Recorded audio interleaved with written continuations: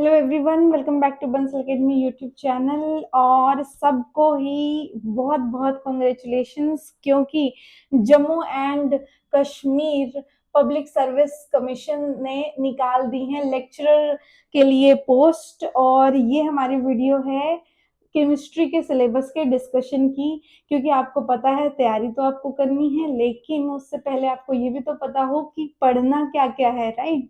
तो फटाफट से बिना टाइम वेस्ट किए चलते हैं सिलेबस डिस्कशन की तरफ।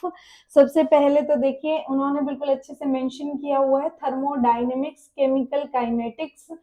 क्योंकि हमको आपको सबको ही पता है, आप कोई भी कॉम्पिटेटिव एग्जाम की तैयारी करेंगे तो थर्मोडायनेमिक्स और केमिकल काइनेटिक्स जो हैं वो बहुत ही अच्छी वेटेज रखने वाले टॉपिक्स होते हैं। तो बहुत ही अच्छे से इनके सारे टॉपिक्स आप तैयार कर लीजिएगा। इन्होंने मोस्टली मेंशन किए हैं, बट मैं आपको बोलूंगी कि जो भी आप पोस्ट ग्रेजुएशन लेवल तक पढ़ते हो केमिकल काइनेटिक्स और थर्मोडायनेमिक्स, उसके हिसाब से ही आप प्रिपेयर करके जाना। क्योंकि क्वेश्चंस पिछले अगर आप पेपर उठा के देखेंगे तो पोस्ट ग्रेजुएशन लेवल तक के पेपर में क्वेश्चंस आते हैं, ठीक है। तो थर्मोडायनेमिक्स में आपको दिख रहा है यहाँ पे, आप देखेंगे ना बच्चों, इसमें इन्होंने जो है वो थर्मोडायनेमिक्स को, सिर्फ थर्मोडायनेमिक्स को नहीं कवर किया। आप पढ़ के देखिए, partial molar properties, partial molar free energy, partial molar volume from density measurement, Gibbs डम इक्वेशन, फ्यूजिसिटी ऑफ गैसेस, ये सारी के सारी, मतलब यहाँ से लगा लीजिए कि यहाँ तक का पूरा पोर्शन तो थर्मोडायनेमिक्स का तो है ही, साथ में उन्होंने सोल्यूशन का जो पोर्शन है वो भी इसमें ही उन्होंने कवर कर दिया है। तो बिल्कुल भी सोल्यूशन चैप्टर को, सोल्यूशन पार्ट को बिल्कुल भी मत छोड़िएगा। ये देखिए उन्होंने मेंशन किया हुआ है concept of ideal solutions, Rawls law, ये सारा का सारा जो काम है ये Henry law, concept of activity, activity coefficients, ये सारा का सारा काम आपका कहाँ पे समझते हैं हम लोग समझते हैं इसको सॉल्यूशन वाला जो हमारा पोर्शन होता है फिजिकल केमिस्ट्री का, राइट। तो इसको ध्यान से पढ़ना है आपने सिलेबस को बहुत ही ज्यादा।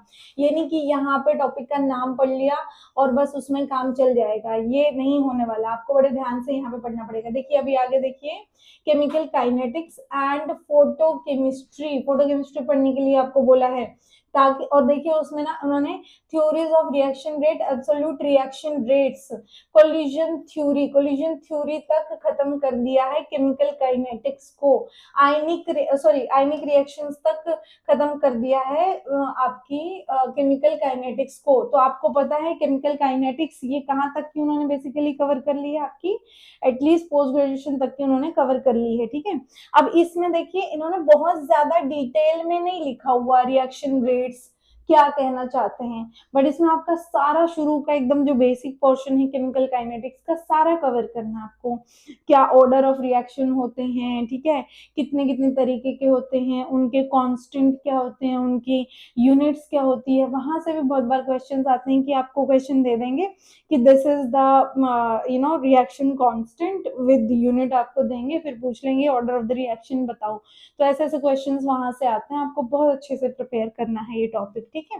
आगे देखिए सरफेस केमिस्ट्री में लैंगमुइर एडसॉर्प्शन आइसोथर्म, ये तो आपको पता ही है कि जो आपका सरफेस केमिस्ट्री होता है उसमें जो आइसोथर्म्स होते हैं वो बहुत ही ज्यादा आपका कह लीजिए कि इम्पोर्टेंट पोर्शन होते हैं, है ना। और ये आपके ग्रेजुएशन पोस्ट ग्रेजुएशन लेवल तक पढ़ाए जाते हैं, है ना। फिर आगे देखिए Cummins option and it's kinetic and thermodynamics, ठीक है। तो केमिस ऑप्शन में क्या ऑर्डर यूज होता है, उसका ग्राफ जो बना के आपको वहां पे पढ़ाया जाता है, वो सारा का सारा आपको अच्छे से प्रिपेयर करना है, ठीक है, ताकि थोरली आपका ये टॉपिक कंप्लीट हो, ठीक है। आगे देखिए, आगे है आपका इलेक्ट्रोकेमिस्ट्री में उन्होंने लिक्विड जंक्शन पोटेंशियल मेंशन किया है। एक ही टॉपिक मेंशन किया हुआ है, इसका मतलब ये नहीं है कि आपको ढूंढ ढांड के सिर्फ ये ही एक ही टॉपिक आपको लिक्विड जंक्शन पोटेंशियल के लिए। देखिए आपको ये पता होना चाहिए कि पोटेंशियल क्या होता है। पोटेंशियल से पहले आपको ये पता होना चाहिए कि आपकी इलेक्ट्रोकेमिस्ट्री क्या होती है ना। इसका मतलब ये कहना चाहता है कि इसमें सारा ही इलेक्ट्रोकेमिस्ट्री का जो बेसिक पोर्शन है वो आपको आना चाहिए। सब जगह से कहीं से वो क्वेश्चन आपसे पूछ सकता है, ठीक है। आगे देखिए, आगे आपकी क्वांटम केमिस्ट्री, अगर आप देख पा रहे होंगे ना बच्चों, अभी तक इनफैक्ट आगे भी ऑर्गेनिक के कुछ टॉपिक को छोड़ के आप देखेंगे कि क्वांटम केमिस्ट्री इन पे इन्होंने सबसे ज्यादा नंबर ऑफ टॉपिक्स मेंशन किए हैं। ऊपर से क्वांटम केमिस्ट्री आपकी आती होती है ग्रेजुएशन पोस्ट ग्रेजुएशन में ज्यादा मेजरली, है ना। तो मेजरली जब वहीं से आती है तो आपको क्वांटम केमिस्ट्री उसी लेवल की पढ़नी है। कोई भी बच्चा ये कमेंट सेक्शन में पूछेगा कि क्वांटम केमिस्ट्री किस लेवल की पढ़नी चाहिए, क्वांटम केमिस्ट्री आपकी ग्रेजुएशन पोस्ट ग्रेजुएशन लेवल ही होता है, ठीक है। तो बहुत ही अच्छे से जो भी आपने हाईएस्ट लेवल क्वांटम केमिस्ट्री का कभी पढ़ा है वहां से अच्छे से प्रीवियस ईयर क्वेश्चंस को एनालाइज करते हुए आप इसकी तैयारी करिएगा, ठीक है। क्योंकि क्वांटम केमिस्ट्री को आप देख पा रहे हैं इतने सारे टॉपिक्स अगर उन्होंने कवर किए हैं, इसका मतलब यहाँ से वो आपका मेजर पार्ट उठाने की कोशिश करेगा, ठीक है। तो आपको ये सारा आना चाहिए। देखिए आइगन वैल्यूज, आइगन फंक्शंस, ये तो बहुत ही बेसिक होते हैं। Angular momentum, eigen values for angular momentum, spin, poly exclusion principle, operator concept, आपका जो सिंपल सिस्टम होता है, पार्टिकल रिंग, रिजिड रोटेटर जो होता है, सिंपल हार्मोनिक ऑसिलेटर, और हाइड्रोजन एटम में से बहुत क्वेश्चन बनते हैं, स्पेशली जो आपका एसएचओ होता है ना, एसएचओ सिंपल हार्मोनिक ऑसिलेटर, यहाँ से बहुत क्वेश्चंस बनते होते हैं। आइगन वैल्यूज से बहुत क्वेश्चंस बनते होते हैं, ठीक है। सिंपल सिंपल आपको क्वेश्चन देके आइगन वैल्यूज पूछने की कोशिश करता होता है, ठीक है। इसके अलावा आपको पोस्टुलेट्स ऑफ क्वांटम, देखिए पोस्टुलेट्स में से ना बहुत बार सिंपल सीधे क्वेश्चन आ जाता है कि इनमें से कौन सा जो है वो पोस्टुलेट आपका इससे रेलिवेंट है, ठीक है। तो मतलब ये लगा लो कि आपका बेसिक पार्ट होता है ये, ठीक है। जो भी चीजें बेसिक होती है उनको कभी नहीं छोड़ना। मान लो आपको क्वांटम केमिस्ट्री में ज्यादा चीजें नहीं समझ आती, बट जो बेसिक बेसिक चीजें जैसे श्रोडिंगर इक्वेशन हो गई, होती क्या है, दिखती कैसी है, ठीक है, वो वो आप जो है पढ़ के चले जाओ, पोस्टुलेट्स पढ़ के चले जाओ।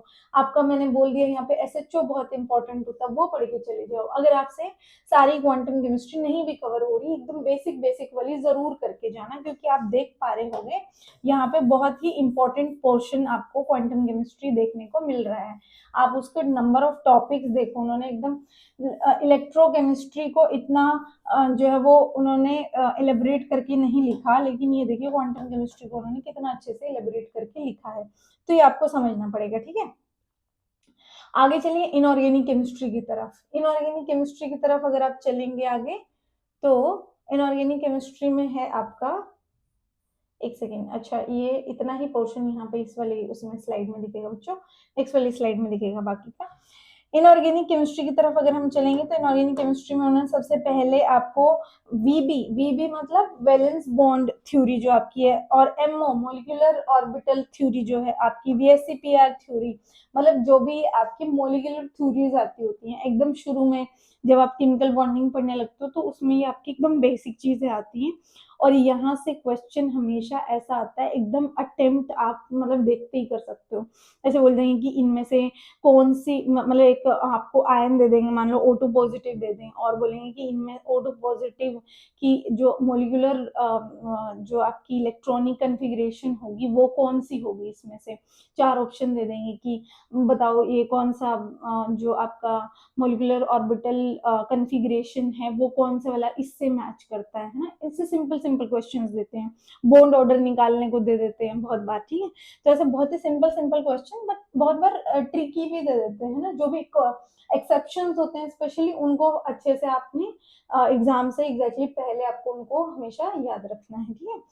आगे देखिए 3 electron bond hydrogen bond theories of hydrogen bonding in organic semiconductors and superconductor structure and bonding. कैसे सेमीकंडक्टर सुपरकंडक्टर्स बनते होते हैं, क्या टेम्परेचर उनके लिए मेंटेन आपको करना होता है, ऐसे ऐसे मतलब स्पेशल फिनोमिनास को अटेन करने के लिए, ठीक है। और भी हाइड्रोजन बॉन्डिंग मतलब जो बॉन्डिंग्स हैं जो आपकी वो आपको अच्छे से याद करनी है, जैसे डायपोल डायपोल बॉन्डिंग क्या होती है ना, इंटरेक्शन क्या होती है, हाइड्रोजन बॉन्डिंग क्या होती है। अच्छा इसके अलावा जैसे हाइड्रोजन बॉन्डिंग में तो सीधे सीधे क्वेश्चन यही हो जाता है, जैसे 2 कंपाउंड दे दिया और पूछ ले कि किसका 2 से ज़्यादा या फिर मतलब 4 ही आपको ऑप्शन दे दिया और बोला कि किसका सबसे ज़्यादा बॉइलिंग पॉइंट होगा। अब अगर उनमें से कोई कंपाउंड ऐसा होगा जो हाइड्रोजन बॉन्डिंग शो कर रहा होगा, डेफिनेटली उसका बॉइलिंग पॉइंट बहुत ज़्यादा होगा। तो ऐसे मतलब बेसिक कॉन्सेप्ट्स यहाँ पे ये कवर करने के लिए बेसिकली आपको बोल रहा है, ठीक है। So this is the first portion of organic inorganic chemistry, ठीक है। And now this is your rest of the portion कि आपको जूलाइट्स पढ़ने हैं, ऑर्थोसिलिकेट्स पढ़ने हैं, बोरेट्स, ये तो बहुत ही इंपॉर्टेंट होता है। ऑर्थोसिलिकेट्स में क्या पढ़ना होता है आपको, स्ट्रक्चर्स पढ़ने होते हैं बहुत सारे, है ना। स्ट्रक्चर्स पढ़ते होते हो आप सिलिकेट्स के, है ना। तो उसमें आपको ये मतलब सीधे सीधे क्वेश्चन देते होते हैं स्ट्रक्चर को लेके कि कौन सा वाला है जो इसको रिप्रेजेंट करेगा, ठीक है। या उस स्ट्रक्चर को यूज करके फिर आपसे कुछ और पूछ सकते हैं, जैसे एनएमआर में क्वेश्चन पूछ सकता है आगे, है ना। तो ये आपको आने चाहिए। बोरेट्स हो गए, नाइट्रोजन फॉस्फोरस साइक्लिक कंपाउंड, जितने भी आपके पॉलीहेलाइड्स कंटेन करने वाले होंगे, ये एकदम केमिकल बॉन्डिंग में एकदम जो है आपके बेसिक से उठाई जाती है ये सारी चीजें, ठीक है। आगे देखिए ऑर्गेनोमेटेलिक कंपाउंड्स, ये तो आपको पता ही है, पोस्ट ग्रेजुएशन का सबसे फेमस जो टॉपिक होता था वो होता था ये। और कोऑर्डिनेशन नंबर्स से आपका मीनिंग ये सिर्फ और सिर्फ कोऑर्डिनेशन कंपाउंड्स के बारे में आपको जो है वो आगाह कराने की कोशिश कर रहा है। देखो तो जैसे आप ऑर्गेनोमेटेलिक्स में आपको पता है, ऑर्गेनोमेटेलिक्स आपका पोस्ट ग्रेजुएशन में मेनली आता है ना, और मतलब भर भर के आता है तब। तो वहां के जितने भी टॉपिक्स हैं वो सारे इन्होंने यहाँ पे कवर किए हैं। आप देख सकते हैं कि आपको सारा पढ़ना है, क्लासिफिकेशन क्या क्या क्लासिफिकेशन है इनकी, transition metal, I am sorry about this, one second बच्चों। हाँ, तो आपको पूरा आना चाहिए कि transition metal to carbon sigma bond compounds कौन से वाले हैं, ठीक है। उनके अंदर कितने नंबर ऑफ सिग्मा बॉन्ड्स हैं, कितने नंबर ऑफ पाई बॉन्ड्स हैं, डेल्टा बॉन्ड्स भी पूछ रहे हैं बहुत बार, तो ठीक है। सिंथेसिस उनका आपको आना चाहिए पूरा, ठीक है। फिर आपको जो भी साइक्लोपेंटाडाई इनाइल या अरीन के जो मेटल के साथ मिल के कंपाउंड्स, जैसे बीच में आयरन रखा हुआ, ऊपर नीचे साइक्लिक आपकी रिंग्स जो है वो उससे जुड़ रही हैं, तो उसमें नंबर ऑफ इलेक्ट्रॉन्स कितने होंगे, टोटल इलेक्ट्रॉन सिस्टम। जैसे बहुत बार आपको कंपाउंड दे देगा 4 और बोलेगा कि कौन सा कंपाउंड है जो 18 इलेक्ट्रॉन रूल को फॉलो कर रहा है, ऐसी चीजें आपको जो है वो दे सकता है ना, क्योंकि ऐसे ही क्वेश्चंस बनते होते हैं यहाँ से, ठीक है। होमोजीनियस कैटालिसिस, आपको पता ही होगा कि जो ऑर्गेनोमेटेलिक कंपाउंड्स होते हैं वो जैसे विल्किंसन कैटलिस्ट हो गया, ये कैटलिस्ट का काम भी करते होते हैं, लेकिन इनकी खास बात क्या है कि ये होमोजीनियस कैटालिसिस करते हैं। होमोजीनियस समझते हैं ना, कि आपका मतलब जो रिएक्शन मिक्सचर होगा उसके अंदर ये चले ही जाएंगे, आप इनको सेपरेट नहीं कर सकते, ऐसा होमोजीनियस मिक्सचर बनाते होते हैं ये लोग, ठीक है।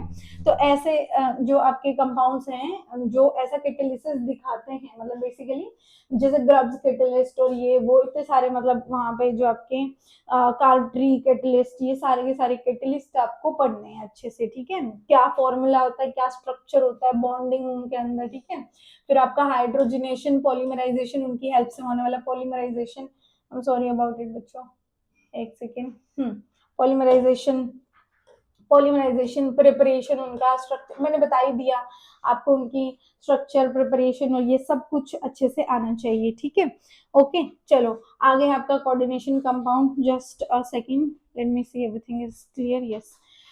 कोऑर्डिनेशन नंबर लिखा हुआ है सिर्फ इन्होंने, आप देख पा रहे हो, स्पेक्ट्रोकेमिकल सीरीज मेंशन नहीं कर रहे हैं सारी चीजें। स्पेक्ट्रोकेमिकल सीरीज का मीनिंग क्या हो गया, आपको कोऑर्डिनेशन कंपाउंड का सब पता होना चाहिए, लिगेंड क्या होते हैं, मेटल के साथ बॉन्डिंग क्या होती है, किस किस तरीके की बॉन्डिंग होती है, क्या क्या थ्योरीज होती हैं, क्या क्या उनके ऑक्टाहेड्रल टेट्राहेड्रल कौन से स्ट्रक्चर होते हैं, क्या उसमें फिर एनर्जी डिफरेंस होता है, क्या T2G होता है, क्या EG होता है। जो भी बच्चे केमिस्ट्री पढ़ चुके हैं उनको ये सारे जो भी वर्ड्स बोल रही हूँ उनको पता होंगे, तो ये सारा कुछ आपको पढ़ना है, ठीक है। साथ में अब आप आगे देख रहे होंगे Jahn Teller distortion, colour and magnetic properties of coordination compound, crystal field theory, MO treatment of octahedral complexes, ये ऑक्टा ओ होगा भैया, ऑक्टाहेड्रल कॉम्प्लेक्सेस, ये सारा का सारा पोर्शन जो है ये आपका ग्रेजुएशन पोस्ट ग्रेजुएशन के लेवल का है, तो ये सारा आपको आना चाहिए। जोन टेलर डिस्टोर्शन आपको जो ग्रेजुएशन लेवल से पढ़ा दिया जाता है, ठीक है। फिर आगे ये सारी की सारी एप्लीकेशन आप देख रहे होंगे, ये सारा का सारा मतलब के कोऑर्डिनेशन कंपाउंड, बेसिकली पूरा का पूरा कोऑर्डिनेशन चैप्टर जो होता है, कोऑर्डिनेशन कंपाउंड्स का जो चैप्टर होता है वो पूरा का पूरा आपको यहाँ पे कवर करना है, ठीक है। आगे देखिए स्पेक्ट्रोस्कोपी, स्पेक्ट्रोस्कोपी में वाइब्रेशनल स्पेक्ट्रोस्कोपी, रोटेशनल स्पेक्ट्रा। वैसे तो देखो बच्चों ये ना हम फिजिकल केमिस्ट्री में पढ़ते होते हैं, लेकिन उन्होंने यहाँ पे इंक्लूड किया है, तो अपने को इसका मतलब ये है कि इनऑर्गेनिक कंपाउंड्स के लिए भी आपको ये सारे की सारी जो स्पेक्ट्रोस्कोपीज हैं वो पढ़नी है, ठीक है। फिर आगे है आपका electronic spectra, poly atomic molecule, और ईएसआर जो होता है आपका वो एच एम आर लिख रखा है इन्होंने, HNMR है ये बेसिकली, ठीक है। HNMR आपको पढ़ना, चेंज ऑफ जो आपका molecular shape of on electronic excitation, fluorescence phosphorescence. आप ये देख पा रहे होंगे बच्चों, फ्लोरोसेंस फोस्फोरेसेंस बेसिकली जो है वो फिजिकल केमिस्ट्री में भी कवर किया जाता है, पर यहाँ पे अगर उन्होंने लिखा है यानी कि आपको अगेन इनऑर्गेनिक कंपाउंड के पर्सपेक्टिव से भी आपको इसको पढ़ना पड़ेगा, फिजिकल केमिस्ट्री के पर्सपेक्टिव से तो पढ़ना है ही, ठीक है। और इनकी मतलब जो भी बेसिक चीजें हैं वो तो आपको पढ़नी ही है, ठीक है। नेक्स्ट देखिए आगे आप हम आ जाते हैं आपका हमारा सबका फेवरेट, मेरा सबसे favourite organic chemistry. Organic chemistry में क्या क्या दिया हुआ है देखिए, सबसे पहले reactive intermediates basically reaction intermediates के बारे में बात कर रहा है। रिएक्टिव इंटरमीडिएटर्स में रिएक्शन इंटरमीडिएट्स के बारे में बात कर रहा है। मतलब आपके ये देखिए आपका कार्बोकेटाइंस क्या होते हैं, क्लासिकल और नॉन क्लासिकल दोनों आपको आने चाहिए। कार्बोनाइंस क्या होते हैं, फ्री रेडिकल, अनायन अराइंस। यहाँ पे आप देख पा रहे होंगे वैसे इन्होंने कार्बीन्स के बारे में कोई भी जिक्र नहीं किया, हम देखेंगे अगर आगे कहीं जिक्र करेंगे तो आपको पढ़ना है, लेकिन अगर उन्होंने कार्बीन्स के बारे में जिक्र नहीं किया है तो आपको फिर उनको अवॉइड कर सकते हो आप, कोई प्रॉब्लम नहीं है, क्योंकि कार्बीन्स और नाइट्रीन्स भी आपके रिएक्शन इंटरमीडिएट्स होते हैं, है ना। लेकिन ये आपको बिल्कुल बेसिक वाले पढ़ने हैं ही, और इनका जो generation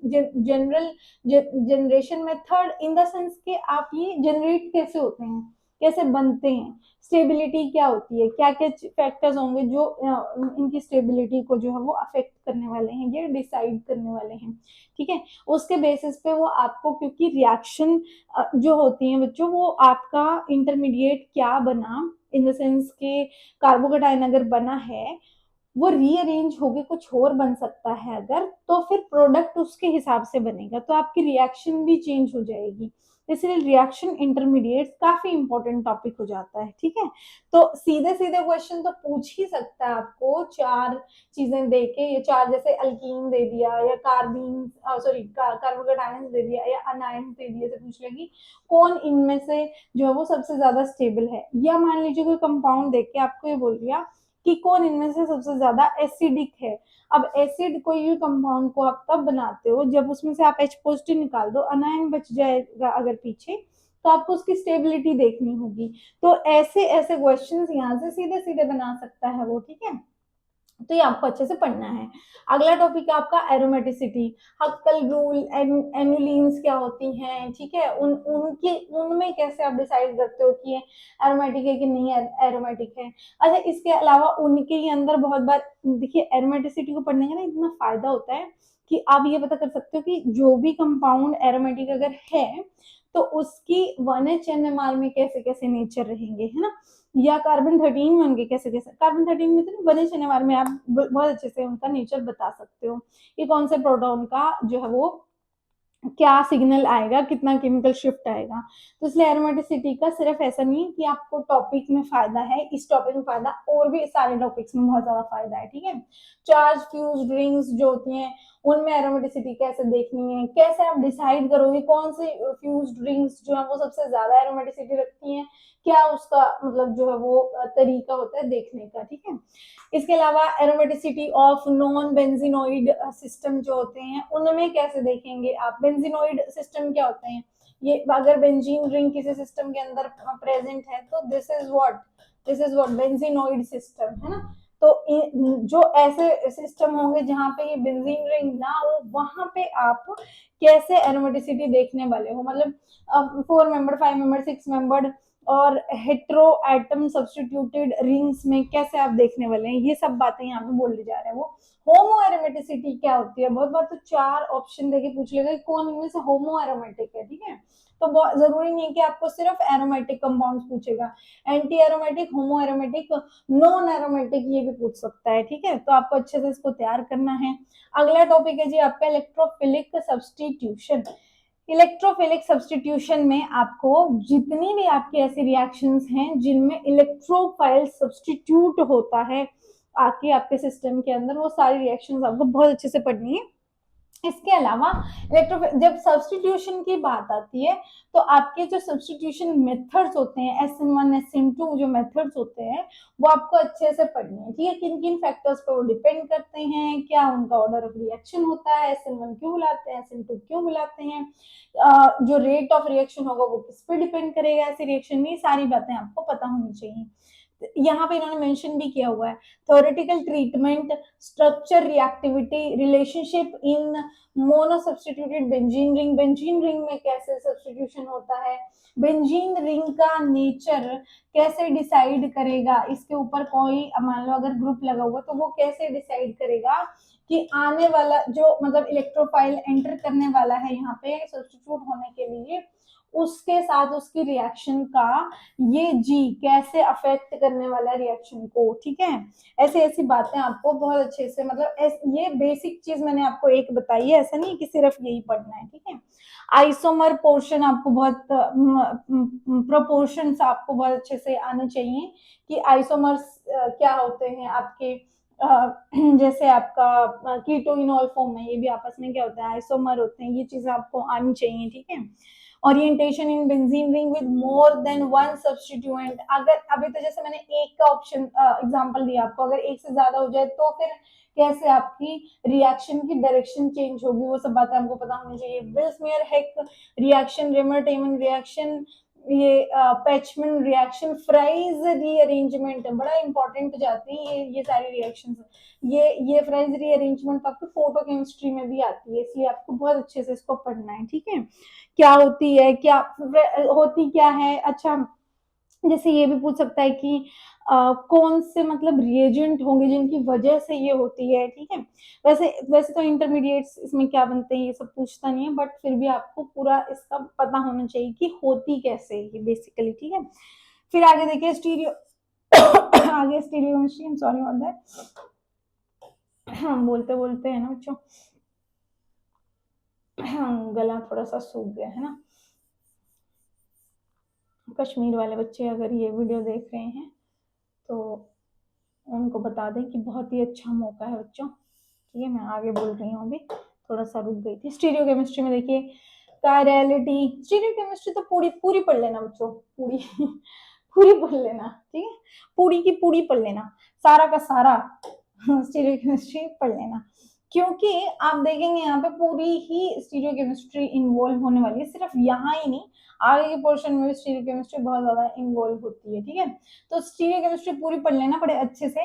planar central axial symmetry क्या होती है, ठीक है। एक्सियल सिमेट्री जैसे हम वहां पे देखते होते हैं कि इसमें एक्सियल सिमेट्री है कि नहीं है, प्लेनो सिमेट्री है कि नहीं है, सेंटर ऑफ इन्वर्जन है कि नहीं है, ये फिर आगे फर्दर क्या डिसाइड करते हैं, क्या एक्सियल सिमेट्री होने से क्या मॉलिक्यूल जो आपका ऑप्टिकली एक्टिव हो सकता है कि नहीं हो सकता है, पीओएस होने से हो सकता है कि नहीं हो सकता है, ऐसी चीजें आपको आनी चाहिए कि एक मॉलिक्यूल आपको दे दे तो आप ये बता पाओ कि ये मॉलिक्यूल ऑप्टिकली एक्टिव होगा कि नहीं होगा, ठीक है। ऐसे ऐसी बातें आपको आनी चाहिए। बाकी आगे देखो सारी चीजें मेंशन की हुई है, अच्छे से पढ़ लेना ये सब। कोलबेज इलेक्ट्रोलिसिस पढ़ लेना भाई बच्चों, बहुत बड़ा इंपॉर्टेंट हो जाता है। रिसाइक्लिक ईथर्स, टेट्रा एसीटेट, फोटोकेमिकल अराइलेशन, ये मैं आपको यहाँ पे बोल भी रही थी कि फ्राइज रीअरेंजमेंट जो है वो आप फोटो केमिस्ट्री में भी पढ़ते होते हो, और वहां पे आपको बड़े अच्छे से स्टीरियो केमिस्ट्री मतलब पूरा ऐसे बताया जाता है कि एक्चुअली ये कैसे मतलब रीअरेंजमेंट हो जाती है, कैसे बॉन्ड मुड़ते हैं ये सब, ठीक है। तो ये स्टीरियो केमिस्ट्री में आ जाता है जो आपका पोर्शन, ठीक है। आगे देखो aromatic substitution reactions, aromatic substitution reactions जितनी भी वो सारी आपको आनी चाहिए। न्यूक्लियोफिलिक रिएक्शन आनी चाहिए, है ना। SN1 SN2, अच्छा यहाँ पे हम बोल रहे थे कि SN1 SN2 आपको आना चाहिए। वो इलेक्ट्रोफिलिक वो SN1 SN2 तो न्यूक्लियोफिलिक सब्स्टिट्यूशन रिएक्शन होगा, तो यहाँ आएंगे बच्चों। आई am sorry about that. Electrophilic substitution reaction जो होंगी वो आपकी जो है वो इससे डिफरेंट होंगी, है ना। उसमें तो आपका मॉलिक्यूल जाके अटैक करेगा और सब्स्टिट्यूशन होगा, है ना। That's different, this is different, I am sorry about that. तो SN1 SN2 तो यहाँ पर आएंगे, है ना। तो आपको उनका पूरा सब आना चाहिए, वो मैंने आपको वहां पे बता ही दिया है, ठीक है। आगे देखो, आगे general introduction to different mechanism, अलग अलग जो मैकेनिज्म है उन पे, मैकेनिज्म्स की तरफ देखना। मैकेनिज्म में ये एक्स लगा रखा है, बताओ ये ऐसे गलती नहीं करनी चाहिए ना। स्ट्रक्चर रिएक्टिविटी रिलेशनशिप, स्ट्रक्चर्स के साथ रिएक्टिविटी का क्या रिलेशनशिप रहेगा। सब्स्टिट्यूशन थ्रू डाइजोनियम आयन, देखो इन्होंने ना बच्चों इनडायरेक्टली आपको बोल दिया कि सारा कुछ पढ़ लेना एरोमेटिक सब्स्टिट्यूशन रिएक्शन का डिटेल में एकदम, जो और भी डिफरेंट डिफरेंट एग्जाम्स में जो है वो पूछा जाता है, वो भी सारा का सारा पढ़ लेना। एरोमेटिक सब्स्टिट्यूशन क्या क्या मतलब, बेसिकली एरोमेटिक सब्स्टिट्यूशन में जैसे लगा लो, अगर बेंजीन रिंग की बात करें तो जितना भी उसका पोर्शन आपको सारा आपको जो है वो कवर करना है। उसमें कोई नेम रिएक्शन आ रही है, कोई मैकेनिज्म आ रहा है, मैकेनिज्म का ऑर्डर आ रहा है, सब आपको अच्छे से पढ़ना है, ठीक है। आगे देखते हैं एडिशन रिएक्शंस। आप देख पा रहे होंगे यहाँ पे इन्होंने रिएक्शंस सारी इन्होंने कवर कर ली है। इलेक्ट्रोफिलिक सब्स्टिट्यूशन, न्यूक्लियोफिलिक सब्स्टिट्यूशन, दोनों इन्होंने जो है वो आपका कवर कर लिया है। आगे देखेंगे एडिशन रिएक्शन इन्होंने कवर कर ली है। Addition to carbon hetero bond multiple sorry hetero atom multiple bond भी इन्होंने जो है वो यहाँ पे कवर कर लिया एक साथ ही। तो बेसिकली अगर आप यहाँ इस पूरे पोर्शन को अगर मिलाएं तो आपको सारा ही नेम रिएक्शन, रिएजेंट, स्टीरियोकेमिस्ट्री, सारी चीजें आपको इसमें पढ़नी है, ठीक है। मैंने देखिए ये देखो इन्होंने मेंशन भी कर दिया। ये देखिए स्टीरियो केमिस्ट्री यहाँ पे फिर से आ गई। मैंने बोला भी था कि स्टीरियो केमिस्ट्री आपके दूसरे टॉपिक्स में बहुत ज्यादा इन्वॉल्व होने वाली है। Hydroboration, Michael reaction, Michael reaction यहाँ पे मेंशन कर दिया। नेम रिएक्शन में मैनिक रिएक्शन यहाँ पे मेंशन कर दिया। माइकल रिएक्शन को यहाँ पे मेंशन करके छोड़ दिए, यहाँ पे मेंशन नहीं किया। जबकि माइकल रिएक्शन क्या है, नेम रिएक्शन एक तरीके से, वही मैं बोल रही थी आपको कि जितनी भी nucleophilic substitution, electrophilic substitution, addition reaction में जितनी भी आपके मैकेनिज्म नेम रिएक्शन आ रही होंगी सबको कवर कर लेना। ये देखो सारे कवर कर लिया।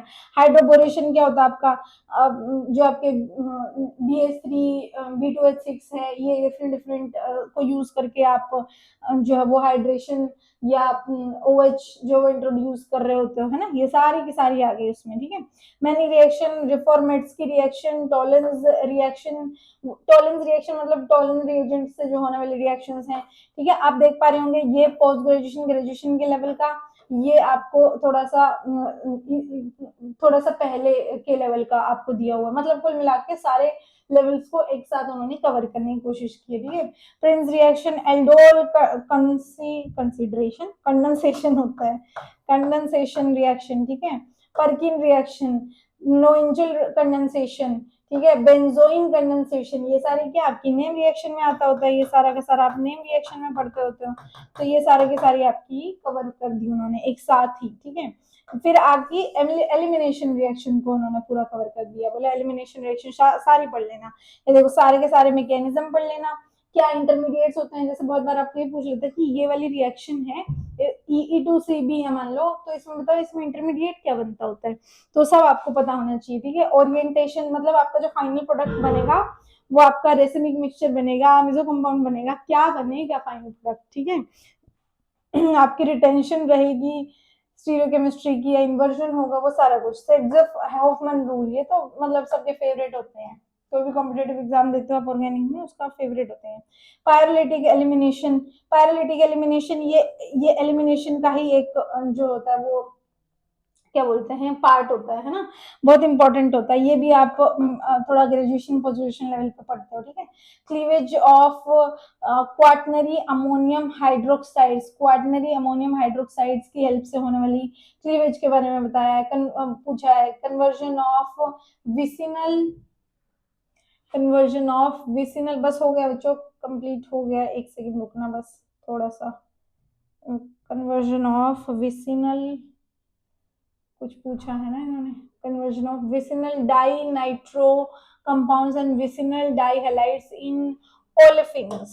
तो कितना बढ़िया इन्होंने टॉपिक पूरा मेंशन किया है। तो डाइनाइट्रो मतलब नाइट्रो कंपाउंड्स और डाइहैलाइड ओलेफिन्स जो है उनके बारे में पूरा डिटेल में पढ़ के जाना है आपने। रिएक्शन मैकेनिज्म आगे देखिए, वहां पे SN1 SN2 इन्होंने ज्यादा अच्छे से मेंशन नहीं किया था, यहाँ पे तो बहुत अच्छे से मेंशन कर दिया। ठीक है, SN neighbouring group participation effect of substrate xylitic and vinylic carbon atom aliphatic electronic substitution reaction mechanism of ऐसी reactions migration of double bond migration में तो और भी migration of hydrogen migration of methyl group ये भी हो सकता है। halogenation of aldehydes and ketones aldehydes और ketones का जो हेलोजिनेशन है वो भी एल्डिहाइड्स एंड कीटोन्स का हेलोजिनेशन ये आपको ज्यादा हाई लेवल का पढ़ने की जरूरत नहीं पड़ेगी, आपको काफी बेसिक से पढ़ाना शुरू कर दिया जाता होता है। ठीक है, ये वही वाला पढ़ना आपको। फिर mechanism of molecular rearrangements, molecular rearrangements का जो मैकेनिज्म है वो आपको अच्छे से आना चाहिए। देखिए अगर आप देखेंगे ना बच्चों, यहाँ पे सीधा बोला हुआ free radical nucleophilic electrophilic molecular rearrangements. तो फ्री रेडिकल और न्यूक्लियोफिलिक इलेक्ट्रोफिलिक रीअरेंजमेंट जो होने वाली है वो नॉर्मल वाली रीअरेंजमेंट आपको पढ़नी है, बहुत ज्यादा हाई लेवल की रीअरेंजमेंट पढ़ने की जरूरत नहीं पड़ने वाली है। जैसे बहुत सारी रीअरेंजमेंट्स होती हैं जिनमें आप उनके मैं नाम नहीं लूंगी, क्योंकि अगर ऐसा किया और बाई चांस मान लो उन्होंने गलती से पेपर में दे दिया तो आपको हो जाएगा कि मैम ने तो बोला था ये नहीं पढ़ना है, फिर हमने नहीं पढ़ा और यहाँ से क्वेश्चन आ गया। Because you can't predict a government exams questions, है ना, आप वो नहीं प्रेडिक्ट कर सकते। उन्होंने तो बोला ऐसा पढ़ना है, केमिस्ट्री का पेपर है तो सारे कुछ पढ़ना है ना। पर जैसे कुछ जो रीअरेंजमेंट्स होती हैं, क्योंकि इन्होंने मेंशन नहीं किया कि बहुत सारी रीअरेंजमेंट्स ऐसी होती हैं जिनमें कार्बीन्स इन्वॉल्व होते हैं, बट वो इन्होंने यहाँ पे मेंशन नहीं किया तो वो आप स्किप कर सकते हो।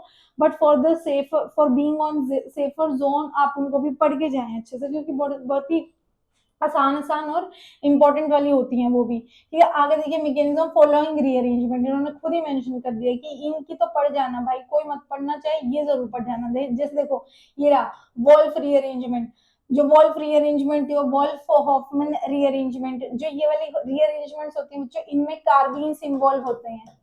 ठीक है, इन्होंने इनमें कार्बीन्स इन्वॉल्व होते हैं, लेकिन यहाँ पे इन्होंने मेंशन नहीं किया कि आपको ऐसी रीअरेंजमेंट्स पढ़नी है जिनमें कार्बीन्स हो, है ना, लेकिन आगे मेंशन कर दिया तो इस बात का फायदा है। जैसे अभी मैं यही सोच रही थी कि ये वाला जो रीअरेंजमेंट्स होती हैं उनमें तो कार्बीन्स होते हैं, पर इन्होंने सिर्फ ये वाली पढ़ने को बोली है, लेकिन उन्होंने फिर खुद ही अपने से ही कि कहीं तुम यहाँ से इमेजिन ना कर लो कि कार्बीन्स वाली रीअरेंजमेंट नहीं पढ़नी है, तो उन्होंने खुद ही मेंशन कर दिया कि भाई ये सारी पढ़ लेना, वैगनर मर्विन पढ़ लेना, पीना कोलोन पढ़ लेना। पीना कोलोन में भी आपकी रीअरेंजमेंट होती है, आपको पता ही है, पूरा ग्रुप जो है वो उठ के दूसरी तरफ चले जाता होता है।